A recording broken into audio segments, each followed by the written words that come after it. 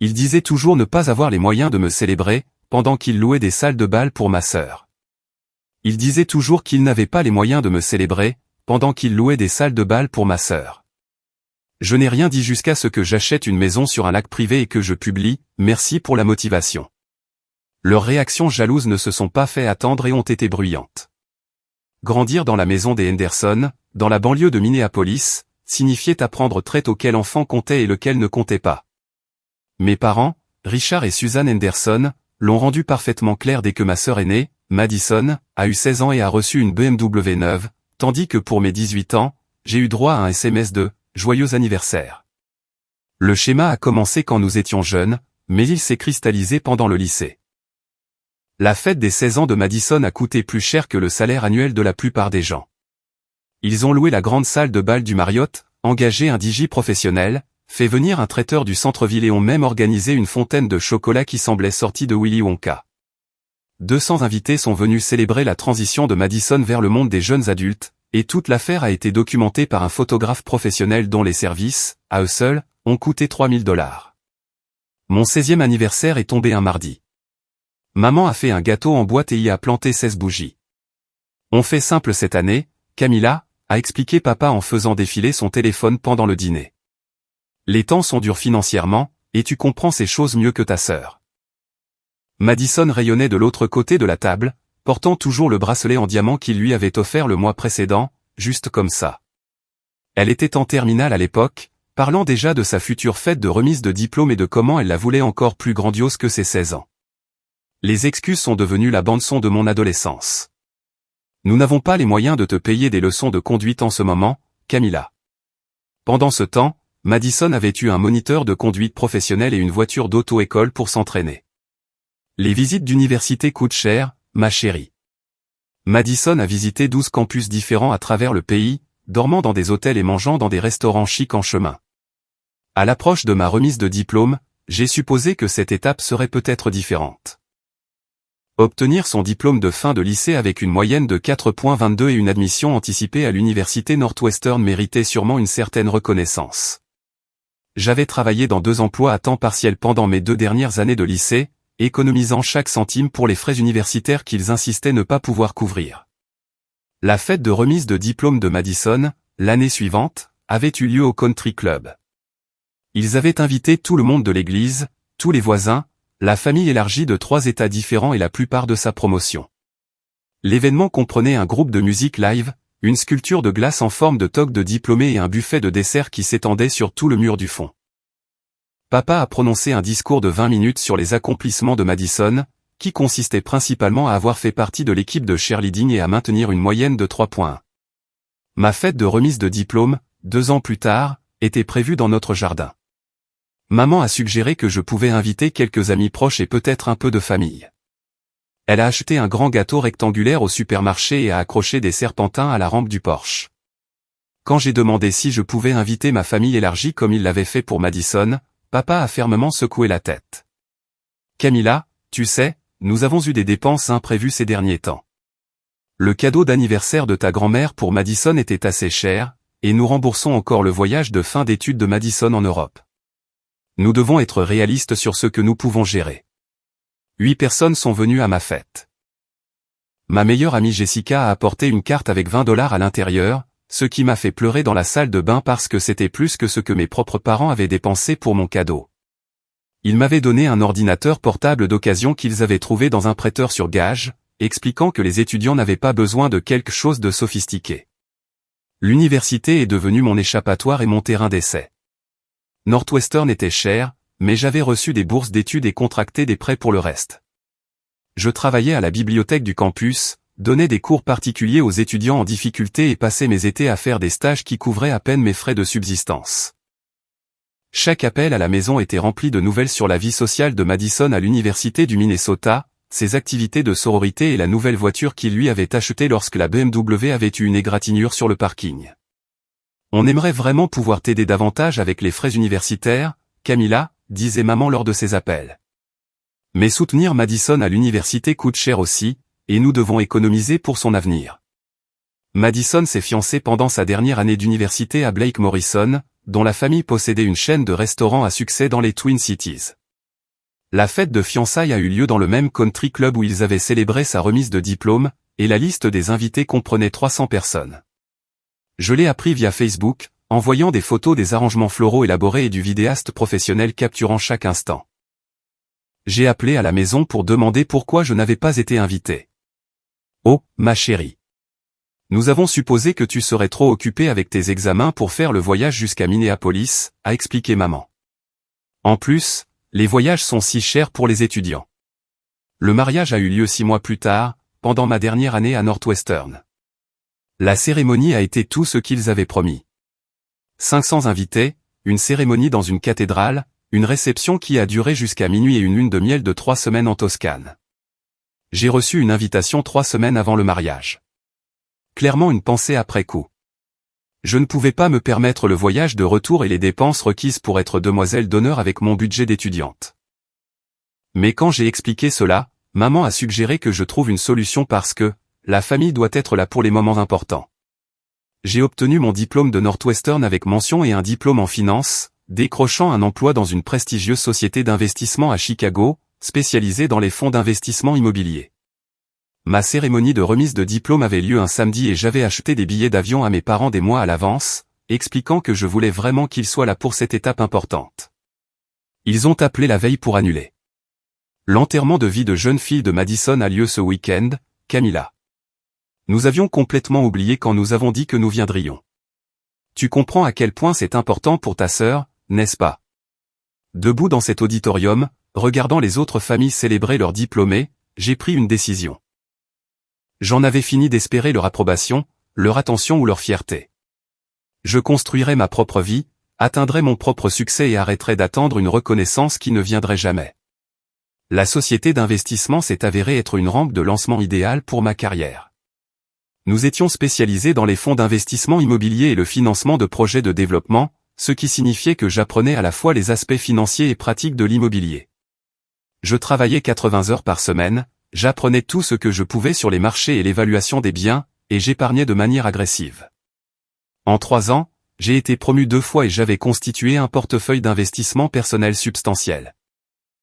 Mes collègues sont devenus ma famille de cœur, célébrant les promotions et les étapes importantes comme j'avais toujours imaginé que les familles devraient le faire. Le mariage de Madison a été tout ce qu'ils avaient promis.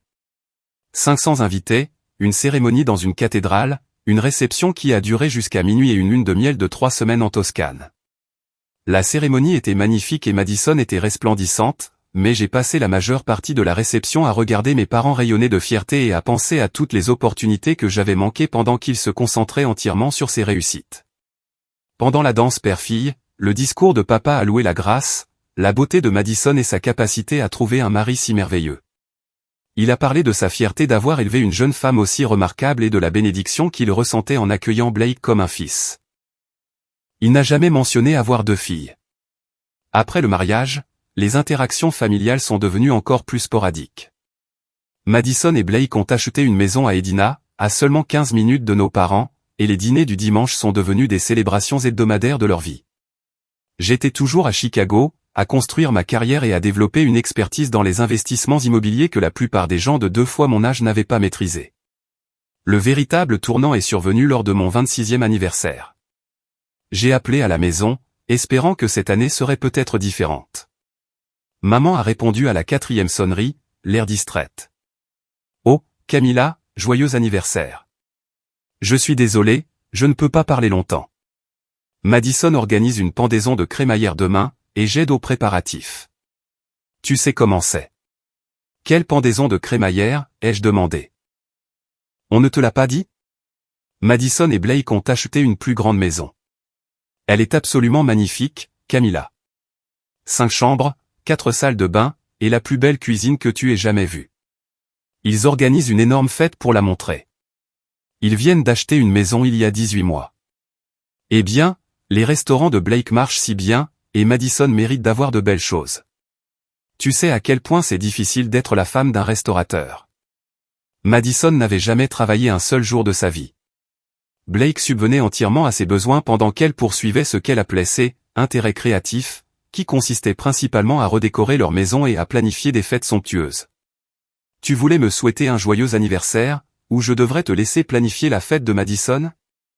Le silence s'est étiré pendant plusieurs secondes. Bien sûr, ma chérie. J'espère que tu passes une merveilleuse journée. Tu fais quelque chose de spécial? En fait, oui. Mes collègues avaient organisé une fête surprise dans l'un des meilleurs restaurants de Chicago. Et après, nous allions voir un spectacle que je voulais voir depuis des mois. Mais partager cela n'aurait fait que pousser maman à le comparer à la célébration élaborée qu'il préparait pour la pendaison de crémaillère de Madison. Rien de très spécial, ai-je dit. Juste un dîner avec des amis. Après avoir raccroché, je me suis assise dans mon appartement de Chicago, regardant la ligne d'horizon de la ville, et j'ai pris une autre décision. J'en avais fini d'attendre quoi que ce soit d'eux. J'arrêterais d'espérer des appels les jours importants, d'attendre qu'ils reconnaissent mes réussites, de me soucier de savoir s'ils comprenaient qui j'étais devenu. Ma trajectoire de carrière s'est accélérée au cours des années suivantes. Mais le chemin n'a pas toujours été facile. Le secteur financier exigeait tout ce que j'avais, et je le donnais volontiers car le travail est devenu mon refuge contre les déceptions familiales. Je me suis spécialisé dans l'identification de propriétés sous-évaluées pour les transformer en fonds d'investissement immobilier rentables, passant mes week-ends à parcourir des quartiers que d'autres avaient délaissés, à la recherche de la perle rare. La percée est venue lors de ma 5e année dans l'entreprise, lorsque j'ai identifié un centre commercial en difficulté dans un quartier de Chicago en pleine gentrification. Alors que d'autres analystes voyaient des vitrines vides et une baisse de la fréquentation, j'ai vu du potentiel. L'emplacement était parfait. La structure des bâtiments était solide et les loyers étaient artificiellement bas en raison d'une mauvaise gestion antérieure. J'ai convaincu 3 clients de mettre leurs ressources en commun pour un investissement conjoint et nous avons acheté l'ensemble du complexe pour 40% en dessous de sa valeur marchande. 18 mois plus tard, après des rénovations stratégiques et une sélection rigoureuse de locataires, la propriété générait le triple du revenu précédent. Mes clients ont vu des rendements qui dépassaient leurs projections les plus optimistes, et la nouvelle s'est rapidement répandue dans les cercles d'investissement de Chicago à propos de la jeune femme qui pouvait repérer les opportunités que les autres manquaient. Ce succès m'a ouvert des portes dont j'ignorais l'existence. Soudain, j'étais invité à des événements exclusifs de l'industrie, à des cercles d'investissement privés et à des rassemblements sociaux où les affaires se concluaient autour d'un vin coûteux et d'amuse-gueules soigneusement préparés. J'ai appris à naviguer dans ces espaces avec confiance, tissant des liens qui se révéleraient inestimables au fur et à mesure que ma carrière progressait. Mais le succès dans les cercles professionnels ne faisait que souligner le vide dans mes relations personnelles. Pendant cette période, la vie de Madison continuait son schéma prévisible de célébration et de reconnaissance. Son 3e anniversaire de mariage a été commémoré par une fête qui rivalisait avec les mariages de certaines personnes. Blake l'a surprise avec une croisière européenne. Et maman m'a appelé spécifiquement pour décrire chaque détail des publications Instagram de Madison pendant leur voyage. Camilla, tu devrais voir les photos de Rome. Madison est absolument radieuse, et l'hôtel que Blake a choisi surplombe le Vatican. Il passe un moment si romantique, et Blake la traite comme une véritable reine. J'étais dans mon bureau à Chicago en train d'examiner les projections financières pour un développement commercial de plusieurs millions de dollars lorsque cet appel est arrivé. Ça a l'air merveilleux, maman. Je suis contente qu'il s'amuse. Tu sais, Camilla, Madison disait justement qu'elle adorerait te planifier un voyage un de ces jours. Peut-être que tu pourrais prendre un peu de temps libre et les rejoindre lors de leurs prochaines vacances. La famille de Blake a des relations partout en Europe, et je suis sûr qu'il serait heureux de t'inclure. L'offre m'a piqué d'une manière que je ne pouvais pas immédiatement articuler. Madison me planifierait un voyage comme si j'étais un cas de charité qui ne pouvait pas se payer ses propres vacances. La supposition que je serais reconnaissante de les accompagner dans leur escapade romantique révélait à quel point ils comprenaient peu ma vie ou mon succès. En fait, maman, je viens de réserver un voyage au Japon pour le mois prochain. Je rencontre des groupes d'investissement immobilier internationaux au sujet d'un projet de développement commercial à Tokyo. Le silence à l'autre bout du fil a duré plusieurs secondes. Oh, eh bien, ça a l'air très professionnel. Tu ne prends jamais de vacances juste pour le plaisir ? Mon travail est un plaisir. J'aime ce que je fais et voyager pour les affaires me permet de voir le monde tout en construisant ma carrière. Je suppose que c'est bien, ma chérie. Madison disait justement qu'elle s'inquiète de te voir travailler autant.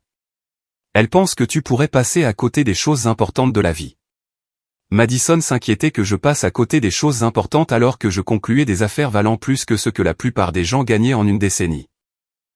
L'ironie aurait été drôle si elle n'était pas si révélatrice de leur perception du succès et de l'épanouissement. Le voyage à Tokyo s'est avéré être un autre tournant.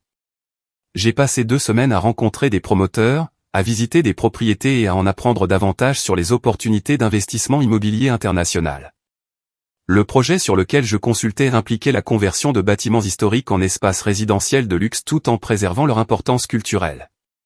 Travailler avec des architectes et des urbanistes qui partageaient ma passion pour un développement réfléchi, c'était comme trouver ma tribu professionnelle. Le dernier soir du voyage, j'ai dîné avec Hiroshi Tanaka, le promoteur principal du projet. Au cours d'une conversation sur les pratiques de développement durable, il m'a interrogé sur mes objectifs à long terme. Camilla, vous avez d'excellents instincts pour le développement immobilier et de solides relations avec les clients investisseurs. Avez-vous envisagé de créer votre propre société d'investissement immobilier? La question m'a complètement prise au dépourvu. J'avais été si concentré sur la construction de ma réputation au sein de la structure de l'entreprise existante que je n'avais jamais sérieusement envisagé l'indépendance. J'y ai pensé occasionnellement, mais créer une entreprise nécessite un capital substantiel et une base de clients établie. Vous avez ces 2 choses, a dit Hiroshi de manière factuelle. Vos clients font confiance à votre jugement, et votre taux de réussite parle de lui-même. Au Japon, nous croyons que lorsque quelqu'un maîtrise son art, il doit partager cette maîtrise en enseignant aux autres et en construisant quelque chose de nouveau. En rentrant à Chicago, je ne pouvais pas arrêter de penser à ces paroles. J'avais accumulé une richesse personnelle substantielle grâce à des investissements prudents et une épargne agressive. Mes relations avec les clients étaient suffisamment solides pour que beaucoup me suivent probablement dans une entreprise indépendante. Et franchement, j'en avais assez de générer d'énormes profits pour des partenaires qui n'avaient pas pris les risques ni fait le travail de terrain pour les affaires que je concluais.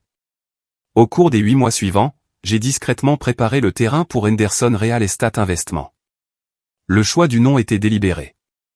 Je voulais honorer la famille qui m'avait façonné, même si leur influence n'avait pas toujours été positive. J'ai trouvé des bureaux dans l'un des bâtiments les plus prestigieux de Chicago, j'ai embauché 2 analystes juniors qui partageaient ma vision d'un développement immobilier éthique, et j'ai commencé le processus de transition de mes clients les plus fidèles vers la nouvelle entreprise. La soirée de lancement de Henderson Real Estate Investment a eu lieu un jeudi soir d'octobre. J'avais invité des clients, des collègues de l'industrie et la poignée d'amis personnels qui avaient soutenu mon parcours professionnel. L'événement était élégant, mais pas ostentatoire, traiteur professionnel, bon vin et une présentation sur la philosophie de notre entreprise en matière de développement immobilier durable et de partenariat avec les clients. 60 personnes étaient présentes, y compris certains des investisseurs et promoteurs les plus influents de Chicago. La soirée ressemblait à une célébration de tout ce pourquoi j'avais travaillé, entouré de personnes qui comprenaient et appréciaient l'importance de se lancer en indépendant dans une industrie aussi compétitive. J'ai posté quelques photos de l'événement sur les réseaux sociaux, principalement à des fins de réseautage professionnel. Les photos montraient nos magnifiques bureaux, quelques moments de ma présentation et les visages sincèrement heureux des personnes qui soutenaient cette aventure. Mon téléphone a sonné le samedi matin. La voix de Madison était enjouée, avec un enthousiasme forcé. Camilla, j'ai vu les photos de ta fête de bureau. Ça a l'air si chic et professionnel. Je ne savais pas du tout que tu lançais ta propre entreprise. Je planifie ça depuis des mois, Madison. Ça a été un processus assez intensif. Pourquoi n'as-tu rien dit à personne? Maman et papa ne savaient pas que tu faisais quelque chose d'aussi grand. Ils sont un peu blessés que tu n'aies pas partagé une nouvelle aussi importante. Quand est-ce que l'un d'entre vous m'a demandé pour la dernière fois quels étaient mes projets de carrière ou mes objectifs professionnels? Je ne partage généralement pas de nouvelles sur des choses pour lesquelles les gens n'ont pas exprimé d'intérêt. Camilla, ce n'est pas juste. Bien sûr que nous nous intéressons à ta vie. Vraiment? Quand est-ce que l'un d'entre vous a demandé pour la dernière fois des nouvelles de mon travail, de mes objectifs ou de mes réussites? Quand avez-vous célébré une promotion ou reconnu une étape professionnelle pour la dernière fois? Madison est restée silencieuse un moment. Je suppose. Je veux dire, tu es toujours si occupé et ton travail semble si compliqué. Ce n'est compliqué que si on ne se soucie pas assez de poser des questions ou de montrer de l'intérêt. Le business de restauration de Blake n'est pas particulièrement simple, mais je suis sûr que tu comprends ce qu'il fait parce que tu te soucies de son succès. C'est différent, Camilla. Blake est mon mari. Et je suis ta sœur, Madison. Mais tu n'as jamais montré la même curiosité pour ma carrière que tu le ferais pour un inconnu à un cocktail. La conversation s'est terminée avec Madison promettant d'être plus solidaire à l'avenir, mais ses promesses semblaient creuses après des décennies de désintérêt. La vraie validation est venue des réponses de mes clients à la nouvelle entreprise. Au cours de la première année, Henderson Real Estate Investment gérait plus de 30 millions de dollars d'actifs. Nous avions mené à bien 3 grands projets de développement et notre taux de fidélisation des clients était presque parfait. Les publications de l'industrie ont commencé à présenter des articles sur nos approches novatrices du développement durable et j'ai été invité à prendre la parole lors de conférences à travers le pays. Mais la réussite la plus satisfaisante a peut-être été le programme de mentorat que j'ai créé pour les jeunes femmes entrant dans la finance et l'immobilier. Ayant navigué dans l'industrie sans soutien familial ni conseil, je comprenais à quel point il pouvait être isolant de construire une carrière tout en se demandant si l'on avait sa place dans ces espaces. Chaque mois, j'organisais des dîners de réseautage pour des femmes à différents stades de leur carrière. Nous discutions de stratégies pour le développement de la clientèle, de techniques de négociation et de l'importance de tisser des liens professionnels solides. Ces femmes sont devenues une partie de ma famille de cœur, célébrant les succès des unes et des autres et se soutenant mutuellement pendant les périodes difficiles. Lors d'un de ces dîners, Sarah Mitchell, une jeune analyste brillante que je mentorais, a levé son verre de vin pour porter un toast. Je veux remercier Camilla d'avoir créé cet espace où nous pouvons être honnêtes sur les défis que nous rencontrons et célébrer nos réussites sans nous excuser de notre ambition. Certaines d'entre nous n'ont pas grandi dans des familles qui comprenaient ou soutenaient nos objectifs professionnels, mais nous avons créé notre propre communauté ici. Ces mots m'ont profondément touché car ils articulaient quelque chose que je ressentais mais que je ne pouvais pas exprimer. J'avais créé le genre de communauté de soutien que j'avais toujours souhaité, construite autour de valeurs partagées et de respect mutuel plutôt que de liens biologiques ou d'obligations sociales. L'immobilier est devenu ma passion et mon expertise.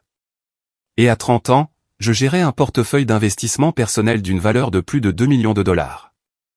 Ma liste de clients comprenait certaines des familles les plus riches de Chicago, et ma réputation pour générer des rendements constants avait fait de moi l'une des conseillères en investissement immobilier les plus recherchées de la ville.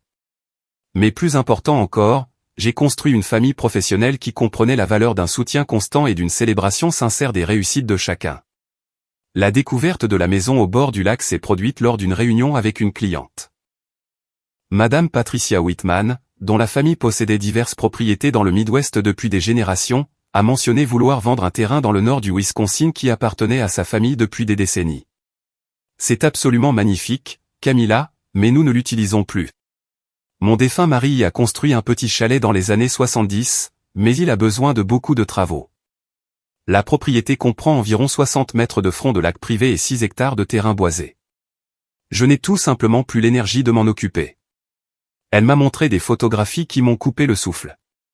Le lac était immaculé, entouré de pins immenses et de collines vallonnées qui semblaient sorties d'un documentaire sur la nature. Le chalet existant était modeste mais bien construit, avec d'immenses fenêtres donnant sur l'eau et un porche enveloppant qui semblait parfait pour le café du matin et les couchers de soleil du soir.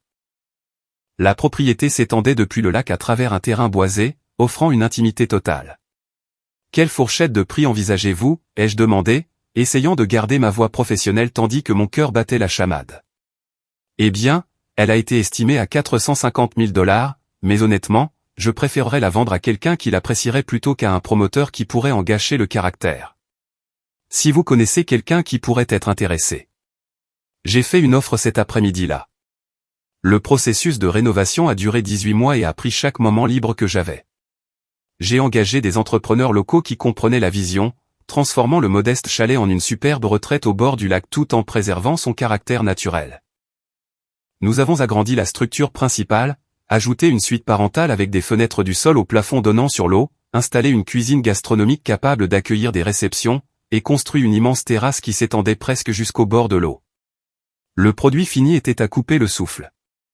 La grande salle disposait d'une immense cheminée en pierre, de plafond avec poutres apparentes et de vues panoramiques sur le lac qui changeaient à chaque saison. La cuisine avait des appareils de qualité professionnelle et assez d'espace pour cuisiner pour 20 personnes. La chambre principale ressemblait à une suite d'hôtel de luxe avec une cheminée, un coin salon et une salle de bain qui comprenait une baignoire îlot positionnée pour profiter de la vue sur l'eau. La propriété comprenait également un hangar à bateaux rénové, un quai privé s'avançant dans le lac et suffisamment d'espace extérieur pour recevoir de grands groupes tout en se sentant intime et isolé. J'avais passé près de 2 ans et une part substantielle de mes revenus d'investissement à créer quelque chose de vraiment spécial. Pendant les dernières étapes de la rénovation, j'ai décidé qu'il était temps de partager ma réussite avec le monde. J'avais à peine parlé à ma famille depuis des mois, communiquant principalement par des SMS occasionnels et des appels téléphoniques gênants. Ils savaient que je réussissais professionnellement, mais ils n'avaient aucune idée à quel point.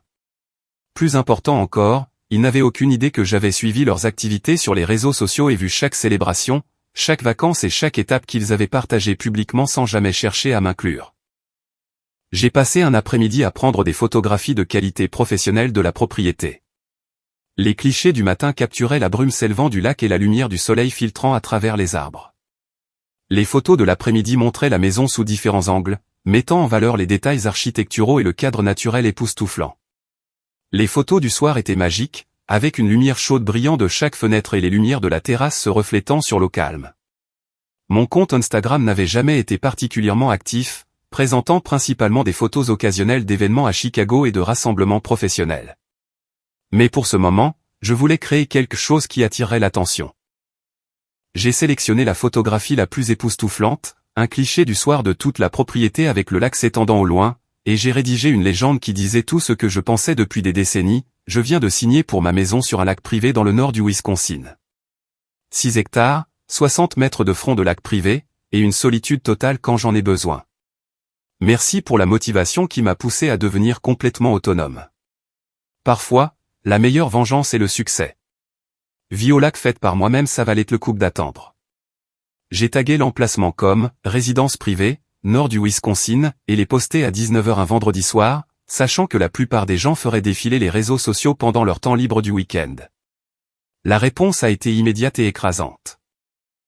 Des amis de l'université, des collègues de travail et des connaissances de divers événements sociaux de Chicago ont commencé à aimer et à commenter en quelques minutes.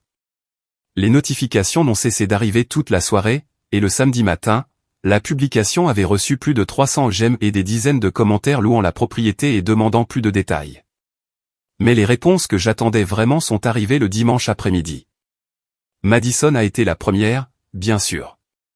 Son commentaire est apparu vers 14h, OMG, Camilla, c'est magnifique. Quand as-tu acheté ça? Pourquoi n'as-tu rien dit à personne? Puis, ma mère, 30 minutes plus tard, Camilla, ma chérie, ça a l'air charmant. Je ne savais pas que tu cherchais une maison de vacances. Nous devrions parler bientôt. La réponse de papa était plus typique de sa personnalité: bel endroit, Camilla. Ça a dû coûter une fortune. J'espère que tu ne t'es pas trop endetté. Le dimanche soir, mon téléphone vibrait de messages textes. Madison avait apparemment passé la journée à appeler tout le monde dans la famille, et maintenant ils voulaient tous des détails. Ma tante Linda, qui ne m'avait pas parlé depuis 2 ans, a envoyé un long message demandant des informations sur les prix de l'immobilier dans le Wisconsin et si je prévoyais de la louer. Ma cousine Rebecca, qui n'avait jamais montré aucun intérêt pour ma vie, voulait soudain tout savoir sur mes investissements immobiliers. Mais la réponse la plus révélatrice est venue le lundi matin. Maman a appelé alors que je prenais mon café sur ma nouvelle terrasse, regardant le lever du soleil peindre le lac de nuances d'or et de rose. Camilla, ma chérie, j'ai pensé à ta belle maison au bord du lac tout le week-end. C'est absolument magnifique, et je suis si fier de ce que tu as accompli. Merci, ai-je dit, en gardant ma voix neutre. Je me demandais. Ton père et moi cherchons un endroit pour prendre des vacances cet été. Nous avons été si stressés avec tout ce qui se passe, et une retraite au bord du lac semble parfaite. Serais-tu d'accord pour que nous venions un de ces jours? L'audace était à couper le souffle. 32 ans à être traité comme une pensée après coup. Et maintenant que j'avais quelque chose qu'ils voulaient, soudainement, ils étaient fiers de moi. En fait, maman, je suis assez occupé cet été. J'ai des clients qui viennent pour des week-ends et des collègues de travail qui voulaient visiter. Peut-être qu'on pourrait en parler l'année prochaine. Oh. La déception dans sa voix était palpable. Eh bien, je suppose. Je veux dire, on pensait juste que, comme on est de la famille. Puisque nous sommes de la famille, les jeux interrompus doucement, je suis sûr que tu comprends que je dois donner la priorité aux personnes qui ont constamment soutenu mes objectifs et mes réussites. Le silence s'est étiré pendant près de 30 secondes. Camilla, si c'est à propos des fêtes d'anniversaire ou des remises de diplômes, tu sais, nous avons fait de notre mieux à l'époque. L'argent était toujours un problème et Madison avait des besoins différents. Madison avait des besoins différents, ai-je répété. Comme une BMW à 16 ans pendant que je prenais le bus. Comme un mariage qui a coûté plus cher que la plupart des maisons des gens pendant que vous ne pouviez pas vous payer des billets d'avion pour ma remise de diplôme. Comme des pendaisons de crémaillère pour chaque nouvelle maison pendant que vous avez complètement oublié mon anniversaire l'année dernière. Ce n'est pas juste, Camilla. Nous vous aimons toutes les deux de la même manière. L'amour n'a pas besoin d'être égal, maman. Mais le respect de base et la reconnaissance devraient être constants. J'ai passé des décennies à croire que je ne valais pas la peine d'être célébré parce que vous m'avez enseigné cette leçon à plusieurs reprises. Nous n'avons jamais voulu que tu te sentes comme ça. L'intention ne change pas l'impact. J'ai appris à célébrer mes propres réussites parce que personne d'autre ne le ferait. J'ai appris à compter sur moi-même parce que c'était tout ce sur quoi je pouvais compter. Et maintenant, j'ai cette belle propriété et une carrière réussie parce que j'ai arrêté d'attendre une reconnaissance qui n'arrivait jamais. Après avoir raccroché, je suis resté assise sur ma terrasse pendant un long moment, regardant les bateaux se déplacer au loin sur le lac. La conversation se préparait depuis des années, et dire ces mots à voix haute, c'était comme relâcher une pression qui s'était accumulée toute ma vie d'adulte. Les réactions de la famille ont continué tout au long de la semaine. Madison a appelé le mardi soir, sa voix un mélange d'excitation et de quelque chose qui ressemblait à de l'envie. Camilla, je ne peux pas arrêter de penser à ta maison au bord du lac. C'est littéralement comme quelque chose sorti d'un magazine. Blake et moi parlons d'acheter une propriété de vacances, mais rien de ce que nous avons vu ne se rapproche de ce que tu as. Il m'a fallu 2 ans pour trouver le bon endroit et 18 autres mois pour le rénover correctement, ai-je expliqué. L'investissement immobilier est ma spécialité, donc je savais exactement ce que je cherchais. 2 ans. Tu n'as jamais mentionné que tu cherchais une propriété. Nous ne parlons pas très souvent, Madison. Quand est-ce que tu as appelé pour la dernière fois pour me demander comment j'allais ou sur quoi je travaillais? Elle est restée silencieuse un moment. Je suppose. Je veux dire, nous sommes toutes les deux si occupées avec nos propres vies, non? Donc, tu comprends pourquoi je n'ai pas pensé à mentionner mes projets immobiliers. Mais Camilla, nous sommes sœurs. Je veux savoir les choses importantes qui se passent dans ta vie. Comme quoi? Quand as-tu demandé pour la dernière fois des nouvelles de ma carrière, de mes objectifs ou de mes réussites? Quand as-tu reconnu pour la dernière fois une étape importante de ma vie sans qu'on te le demande?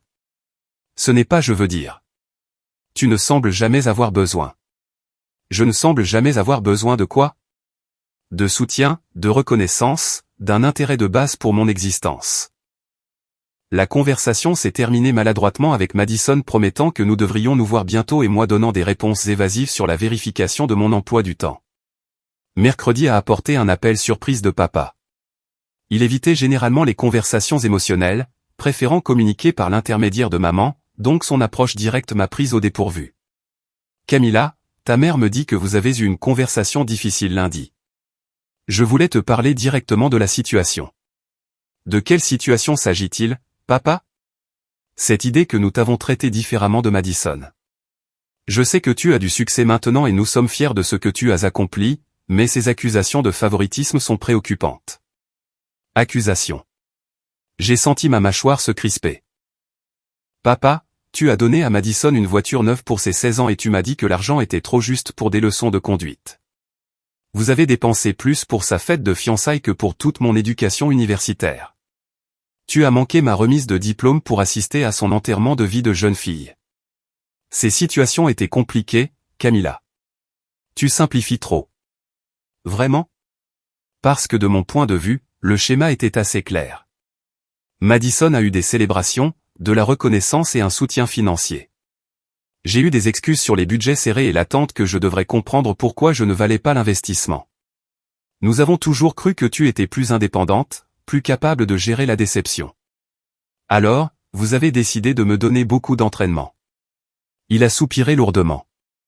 Camilla, je t'appelle parce que nous aimerions visiter ta maison au bord du lac. Ta mère en parle constamment, et Madison nous a montré plus de photos de tes réseaux sociaux. Ça a l'air d'être un bel endroit pour se détendre. Et tu penses que maintenant que j'ai quelque chose que vous voulez, je devrais être reconnaissante de l'intérêt soudain pour ma vie. Ce n'est pas de ça qu'il s'agit. Alors de quoi s'agit-il, papa? Parce qu'en 32 ans, tu n'as jamais appelé pour me féliciter pour une promotion, jamais demandé mes objectifs de carrière, jamais reconnu mes réussites à moins que quelqu'un d'autre ne les mentionne en premier. Mais maintenant j'ai une maison au bord du lac, et soudain tu veux passer du temps ensemble. Camilla, tu es injuste. Nous avons toujours été fiers de toi. La fierté, ce sont des actes, pas un sentiment. La fierté se manifeste aux cérémonies de remise de diplômes et aux fêtes d'anniversaire. La fierté passe des appels les jours importants et s'enquiert des objectifs et des rêves. La fierté n'attend pas les publications sur les réseaux sociaux pour découvrir ce qui se passe dans la vie de quelqu'un. Les semaines suivantes ont amené un défilé de membres de la famille soudainement intéressés à renouer les liens. Ma tante Linda a appelé pour discuter des liens familiaux et a mentionné à quel point elle adorait voir la propriété du lac. La cousine Rebecca a suggéré une réunion de famille chez moi, puisque c'était si parfait pour recevoir. Même des parents à qui je n'avais pas parlé depuis des années ont trouvé des raisons de me contacter, tous intégrant d'une manière ou d'une autre la maison du lac dans leur conversation. La réponse la plus éclairante est venue de la belle-mère de Madison, Patricia Morrison, qui m'a appelé directement plutôt que de passer par les canaux familiaux. Camilla, j'espère que vous ne m'en voulez pas de vous appeler à l'improviste. Madison m'a donné votre numéro parce que je voulais discuter de quelque chose avec vous en privé. Bien sûr, Madame Morrison, comment puis-je vous aider? Eh bien, Blake ne cesse de parler de votre propriété au bord du lac depuis que Madison lui a montré les photos. Il est en fait assez jaloux, ce qui est inhabituel pour lui. Il demande à Madison pourquoi elle n'a pas le même genre de succès financier que vous, et franchement, cela cause une certaine tension dans leur mariage. C'était un développement inattendu. Je suis désolé d'apprendre qu'ils ont des difficultés. Oh, ce ne sont pas des difficultés sérieuses. C'est juste que Blake commence à réaliser que Madison n'a jamais vraiment travaillé ou construit quoi que ce soit de manière indépendante. Il la soutient entièrement, et maintenant il se demande pourquoi elle ne peut pas être plus comme sa sœur, qui a clairement bâti une richesse substantielle par ses propres efforts.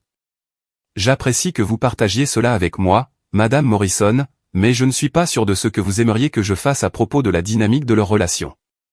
En fait, j'espérais que vous seriez peut-être disposé à les laisser visiter votre maison au bord du lac.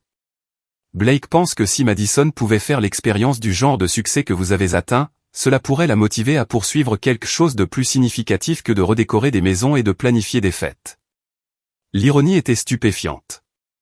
Pendant des décennies, j'avais été comparé défavorablement au succès social de Madison et à sa capacité à attirer un mari riche. Maintenant, son mariage était tendu parce qu'elle ne pouvait pas égaler mon indépendance financière. Madame Morrison, je comprends le point de vue de Blake, mais ma propriété n'est pas une retraite de motivation pour les gens qui ont besoin de découvrir leur éthique de travail. J'ai construit cet endroit comme un sanctuaire privé après des années à bâtir une carrière sans soutien familial ni reconnaissance. Je comprends tout à fait, Camilla. Je voulais juste demander directement plutôt que de laisser Madison continuer à faire des allusions à Blake. Après cette conversation, j'ai réalisé que la maison du lac était devenue plus qu'une réussite personnelle. Elle était devenue le symbole de tout ce que ma famille n'avait jamais attendu de moi, et leur intérêt soudain ressemblait à une validation des choix que j'avais faits des années auparavant. L'été a progressé avec un flux constant de contacts fortuits de la part des membres de la famille. Ils appelaient avec des questions aléatoires, intégraient la maison du lac dans les conversations et laissaient entendre leurs propres besoins de détente et de vacances. Je répondais poliment mais fermement, expliquant que j'étais prise par des engagements professionnels et que j'accueillais des amis qui m'avaient soutenu tout au long de mon parcours professionnel. En août, Madison a fait une dernière tentative. Elle a appelé alors que j'étais en fait à la maison du lac, organisant une retraite de week-end pour mon équipe d'investissement. Camilla, je dois être complètement honnête avec toi. Blake et moi traversons des difficultés relationnelles, et je pense que visiter ta maison au bord du lac pourrait nous aider à nous reconnecter et me donner une certaine perspective sur la construction d'une vie plus indépendante. J'étais assise sur ma terrasse, regardant mes collègues profiter de la propriété que j'avais créée, et je n'ai ressenti que de la clarté quant à ma réponse. Madison, je comprends que tu rencontres des difficultés, mais ma maison au bord du lac n'est pas un centre de conseil conjugal. Pendant 32 ans, tu as reçu chaque célébration, chaque soutien financier, chaque once de reconnaissance et de fierté que nos parents avaient à offrir. J'ai construit cet endroit comme une retraite après une vie à être traitée comme une pensée après coup. Mais Camilla, nous sommes sœurs.